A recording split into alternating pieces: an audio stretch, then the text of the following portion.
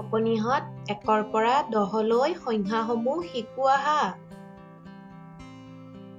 1 2 3 4 5 6 7 8 9 10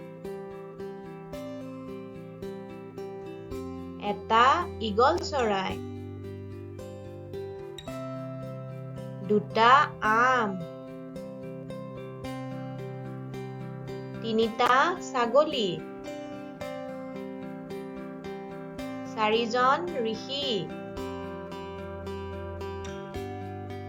5টা এন্দুৰ,